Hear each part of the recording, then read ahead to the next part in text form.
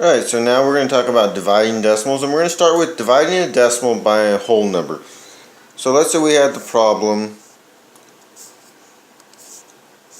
5 and 12/100 divided by 4. So we set that up as a division problem. The 5 and 12/100 is going to go inside the house, or the box, however you think of it. And here, you don't need to worry about the decimal. All you need to do is bring that decimal straight up.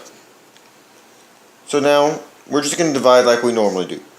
4 goes into 5 once.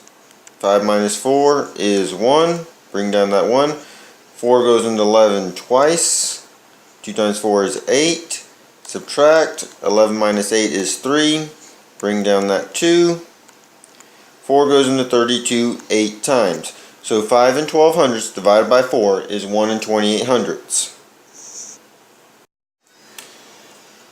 Alright, so now we have 3 and 42/100 divided by 3/10. So we set that up. 3 and 42/100 divided by 3/10. Now here you have a decimal divided by a whole number with a decimal. So here we have to consider the decimal before we start, because we don't want to divide by decimal. So we're going to move that decimal until we get a whole number. And anything you do on the outside of your division problem, you need to do on the inside. So we moved it once on the outside, so we need to move it once on the inside. So now we have 34 and 2/10 divided by 3. So now we start dividing. 3 goes into 3 once.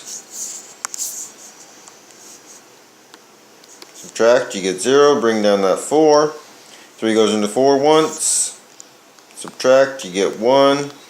Bring down that 2. 3 goes into 12 4 times. And again, just bring that decimal straight up from where it is in your problem.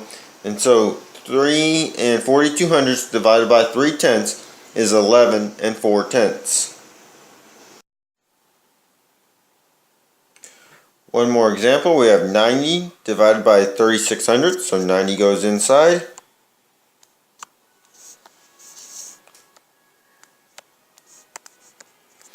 And the 36/100 goes on the outside. So again here, we need to move that decimal so that 36/100 is a whole number. So we're going to move it once, twice. Now on the inside we have to do the same thing, but here we have to add some 0 placeholders because our decimal is after the 90. So we're going to move it once, twice, put our decimal, and put our 0 placeholders. Bring that decimal straight up so we don't need to mess with it at the end. So now you have 9,000 divided by 36. So 36 won't go into 9, it will go into 90 twice. And 36 times 2 is 72. 90 minus 72 is 18. And bring down that 0. So 36 will go into 180 5 times. 5 times 36 happens to be exactly 180. Subtract, you get 0. Bring down that 0.